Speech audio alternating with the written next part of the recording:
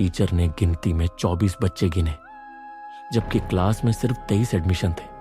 उत्तर प्रदेश के एक पुराने कस्बे में स्थित था सरस्वती शिशु मंदिर, एक 70 साल पुराना स्कूल जहां ज्यादातर गरीब तबके के बच्चे पढ़ते थे। पुरानी दीवारें, लकड़ी के बेंच, टीन की छत और घंटी जो खुद कई बार बज जाया करती थी। स्कूल के सबसे कोने पर एक कमरा था, कक्षा 6B, जिसे बाकी टीचर्स वो कमरा कहकर टालते थे। हर साल वहां एक टीचर भेजी जाती थी, लेकिन कभी कोई ज्यादा दिन नहीं रुका। मधुमिता एक नई प्रशिक्षित और सख्त लेकिन सच्ची शिक्षिका थी, जिसे हाल ही में वहां नियुक्त किया गया था। उसे कक्षा 6B दी गई। स्कूल स्टाफ ने हल्के अंदाज में कहा, तुमसे तो होगा नहीं, उस क्लास में साल भर टिकना तो बहादुरों का काम है। ट्रांसफर फॉर्म भर लो, तुम्हारे जैसे तो रोज आते हैं फिर रोते हैं। मधु ने मुस्कुराकर जवाब दिया, बच्चे चाहे जैसे हों, उन्हें समझाया जा सकता है, डराने से नहीं पढ़ाया जाता। पहला दिन सामान्य था। बच्चे शांत थे, लेकिन माहौल में एक अजीब सी चुप्पी थी। मधु ने जब नाम पूछने शुरू किए तो चौथी बेंच पर एक दुबला पतला लड़का हाथ उठाकर बोला, मेरा नाम अर्णव है, मैं यही बैठता हूँ। उसका स्वर अलग था, धीमा, ठंडा। मधु ने सिर हिलाया और नाम लिख लिया। अटेंडेंस रजिस्टर में 23 नाम थे, लेकिन मधु को याद था कि कल 24 बच्चों ने जवाब दिया था। उसने दोबारा गिनती की, फिर से 24 बच्चे। उसने क्लास से पूछा, अर्णव कौन है?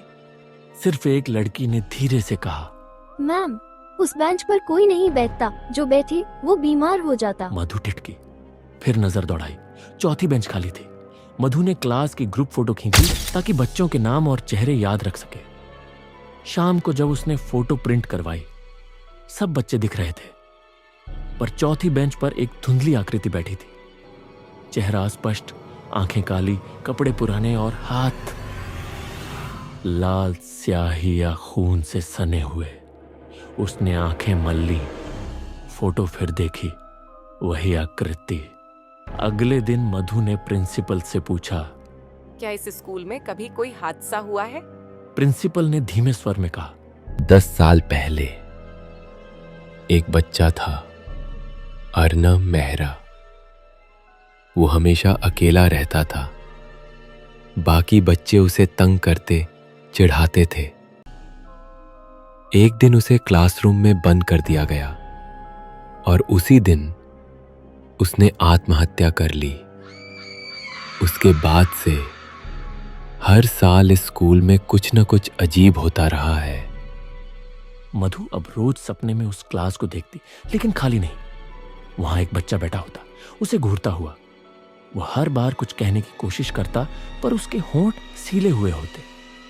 एक रात उसे लगा जैसे उसके बेडरूम की खिड़की के बाहर कोई बैठा है, वही चौथी बेंच वाला बच्चा।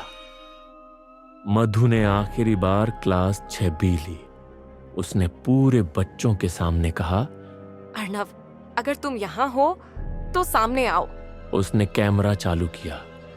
चौथी बेंच पर फिर वही आकृति बैठ गई, इस बार और साफ, चेहरा कटा हुआ, आंखों से खून बहता हुआ। बच्चे चीख कर भागने लगे। दरवाजा अपने आप बंद हो गया। बाहर खड़े लोगों ने सिर्फ इतना सुना, मैं नहीं गया, मुझे ले जाया गया था, अब तुम भी जाओ। अगले दिन मधु गायब थी।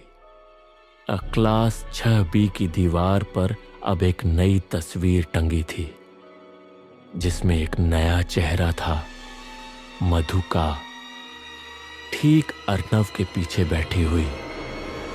और चौथी बेंच अब फिर से खाली थी।